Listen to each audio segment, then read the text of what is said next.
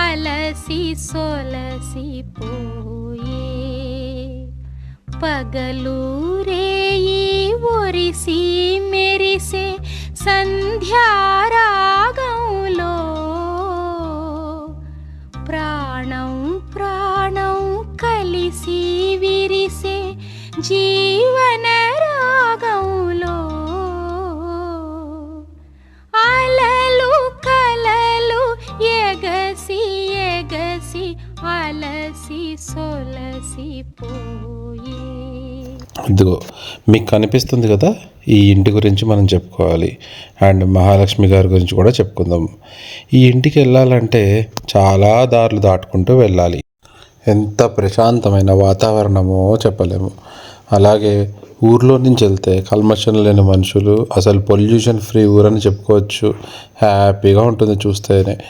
అలాగే చూస్తే చిన్న చిన్న వంతెనలు, వరి తోటలు, చెరుకు తోటలు, అలా స్ట్రైట్గా నడుచుకుంటూ పోతూ ఉంటే ఆ చివరన ఉంటుంది ఏంటి మెయిన్ రోడ్డు. అక్కడికి వస్తుంది ఐస్ ఫ్రూట్. మనం ఏదైనా కొనుక్కొని తినాలనుకుంటే అబ్బా ఆ రోజులే వేరు. ఇలాంటి చిన్న చిన్న వంతెనలోంచి కనెక్టింగ్ దారులు, అలా వెళ్తే మామిడి తోటలో విపరీతమైన మామిడికాయలు, కోసుకున్న వాళ్ళకి కోసుకున్నంత. ఎంత ప్రకృతికి దగ్గరగా ఉంటామో. ఇదిగో ఉడుపు చేనులు, హ్యాపీగా నడుచుకుంటూ సరదాగా టైమే తెలియదు. చల్లటి వాతావరణం, వాట్సాప్లు అవి ఏమీ లేకుండా ప్రశాంతంగా ఉంటుంది. అలా ఎక్కడ చూసినా అరటి తోటలు, బోదులు, నీరు, చెట్లు ఇదే ఉంటుంది. ఈ అరటి తోటల మధ్యలోకి వెళ్తే అక్కడ పెద్ద తోట మధ్యలో ఒక ఇల్లు ఉంటుంది అన్నమాట. ఆ ఇల్లే మహాలక్ష్మి గారిది. మహాలక్ష్మి గారు అంటే మా అమ్మమ్మ కాదండి, మా తాతయ్య గారండి బాబు.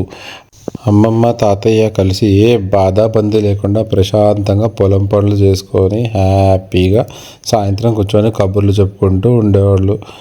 అలాగే చుట్టుపక్కల వాళ్ళందరూ కూడా వాళ్ళ చుట్టూ చేరి వీళ్ళతో పాటు సరదాగా నవ్వుకుంటూ మాట్లాడుకుంటూ ఉండేవాళ్ళు. రోజు రాత్రి అయ్యేది పగలయ్యేది, రాత్రి అయ్యేది పగలయ్యేది, అలా రోజులు గడుస్తూ ఉన్నప్పుడు మా అమ్మమ్మకి పెద్ద ఇంట్లోకి వెళ్ళాలని చెప్పి ఒక చిన్న కోరిక వచ్చింది. దాన్ని నిజం చేశాడు మా తాతయ్య. పెద్ద ఇల్లు కట్టించాడు. ఆమెకి కావాల్సినట్టు అన్ని సదుపాయాలు కూడా సమకూర్చాడు. మంచి పూజ గది, కావాల్సినట్టు పూజ చేసుకునేలాగా. సరదాగా కబుర్లు చెప్పుకుంటూ రోజు కాలక్షేపం చేసేవాళ్ళు. తాతయ్య బయటికి వెళ్ళేవాడు, ఏదో ఒకటి పట్టుకొని వచ్చేవాడు. వయసులో ఉన్నప్పుడు కష్టపడి సంపాదించుకొని వృద్ధాప్యం వచ్చాక హ్యాపీగా ఒక పెద్ద ఇంట్లోకి వచ్చారు. అది వారి కోరిక. ఇక్కడ మొదలవుద్దండి అసలు స్టోరీ. వీరికి 5 సంతానం, 5 ఆడపిల్లలు. వీళ్ళందరికీ కూడా మంచి మంచి సంబంధాలు చూసి సిటీలోకి పెళ్ళిళ్ళు చేసి పంపించారు మా అమ్మమ్మ, మా తాతయ్య. మంచిగా అల్లుళ్ళందరూ కూడా గవర్నమెంట్ ఉద్యోగస్తులే. హ్యాపీగా వెళ్ళిపోతుంది. అప్పుడప్పుడు ఒక్కో కూతురు వస్తూ ఉంటుంది, కొంచెం కాలక్షేపం చేసి వెళ్తూ ఉంటుంది. మంచి గుడ్లు, ప్రశాంతమైన వాతావరణం. వచ్చిన కూతురు మంచిగా సరదాగా టైం స్పెండ్ చేస్తూ, ఒక్కో కూతురు ఒక్కోసారి వచ్చి అమ్మ నాన్నతో ఉంటూ వాళ్ళతో పాటు టైం స్పెండ్ చేస్తూ ఏదో హ్యాపీగా వెళ్ళిపోతున్న జీవితం.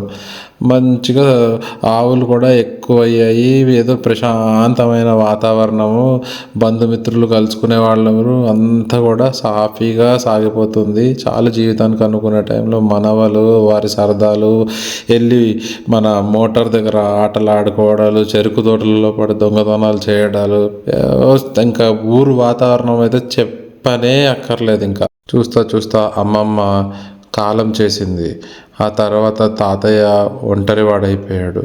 రోజు అలానే ఆలోచిస్తూ సరిగా భోజనం కూడా చేయకుండా అలా ఆలోచిస్తూ ఇల్లు కూడా శిథిలావస్థ స్థితికి వచ్చింది. అన్ని జ్ఞాపకాలుగా మిగిలిపోయాయి. ఎప్పుడు ఊర్లో ఒకలాంటి సందడి వాతావరణంలా ఉండే ఇల్లు ఒక జ్ఞాపకాల కోటలాగా మిగిలిపోయింది. మనుషులు సంచరించేది లేదు, ఏమీ లేదు. అలా చూస్తూ తాతయ్య కూడా కాలం చేసేసారు. ఇంకా అక్కడ ఇల్లు అనేది ఒక వస్తువులా మిగిలిపోయింది. ఇంటిని ఎవరు సరిగా పట్టించుకోక అది కూడా కాలగమనంలో కలిసిపోయింది. ఆ ఊరు అనేది ఒక జ్ఞాపకంలా మిగిలిపోయింది.